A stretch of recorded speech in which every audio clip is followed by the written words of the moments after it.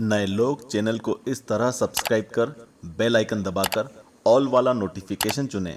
मृत्यु एक सत्य है जिसे कोई भी नहीं नकार सकता। मृत्यु के बाद स्वर्ग और नर्क की मान्यता है। पुराणों के अनुसार जो लोग जीवन में अच्छा काम करते हैं वे स्वर्ग जाते हैं और जो पाप करते हैं वे नर्क में पहुंचते हैं। लेकिन आत्मा यमलोक में यमराज के पास कैसे जाती है, इस भाग का उल्लेख गरुड़ पुराण में किया गया है। गरुड़ पुराण में यह भी उल्लेख किया गया है कि कोई कैसे मरता है और किस तरह कोई एक आत्मा का रूप लेता है और किस तरह उसके कर्मों के अनुसार उसे प्रदान करने वाले फलों का निर्णय लिया जाता है। स्वागत है आपका आस्तिक स्पिरिचुअल सीक्रेट्स में। तो चलिए आगे बढ़ने से पहले हम आपको बता दें कि आध्यात्मिक विकास के लिए वीडियो के अंत में एक सवाल पूछा गया है जिसका जवाब आपको इस वीडियो में ही मिलेगा, तो कृपया इसे बहुत ध्यानपूर्वक देखें। गरुड़ पुराण के अनुसार जब व्यक्ति मरने वाला होता है वह बोल नहीं सकता, भले ही वह चाहे।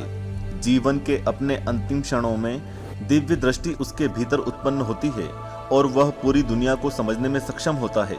उसकी सारी इंद्रियां नष्ट हो जाती हैं और वह हिलने डुलने में असमर्थ हो जाता है। इसके बाद उसके मुंह से लार टपकने लगती है।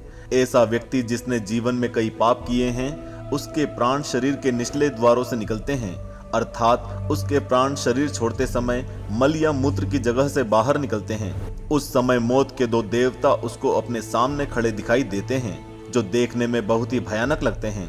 यमदूत कौवे की तरह काले होते हैं, उनके चेहरे आकारहीन होते हैं और उनके नाखून उनके हथियार होते हैं। ऐसे व्यक्तित्व को देखकर मानव घबरा जाता है और कभी कभी पेशाब या मल त्याग देता है। यमदूत तुरंत एक मृत व्यक्ति की आत्मा को बांध लेते हैं और उसे ले जाते हैं। यमलोक के रास्ते में जब आत्मा थक जाती है, उसे आराम करने के लिए रुकने की अनुमति नहीं होती है।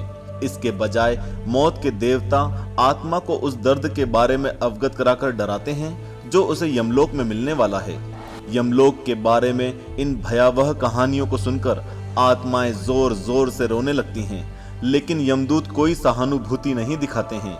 इसके बाद आत्मा को अपने जीवन भर किए गए पापों का स्मरण होने लगता है। आत्मा को जलती हुई रेत में भूखा प्यासा लगातार बिना रुके चलाया जाता है।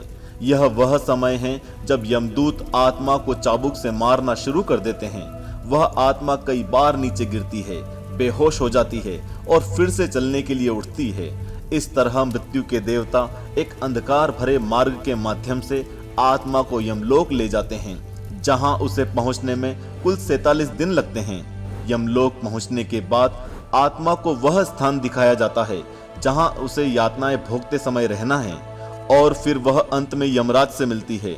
इसके बाद यमदेव उस आत्मा के द्वारा किए गए पापों के अनुसार उसके लिए यातनाएं निर्धारित करते हैं और अंत में जब तक उस आत्मा के द्वारा किए गए पाप कर्म नष्ट नहीं हो जाते, वे नर्क में भयंकर यातनाएं भोगती रहती हैं। दोस्तों, हम आपको बता दें कि हम बहुत जल्दी एक ऐसा वीडियो बनाएंगे जिसमें हम आपको बताएंगे कि मृत्यु के बाद जब आत्मा धरती से स्वर्ग या नर्क की ओर जाती है तो रास्ते में क्या क्या उसे देखने को मिलता है।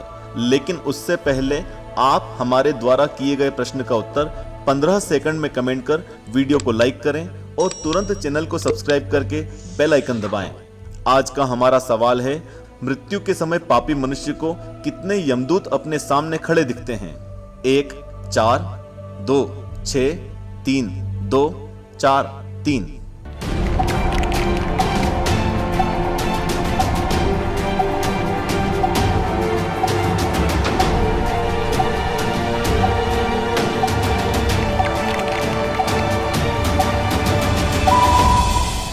सही जवाब है 2।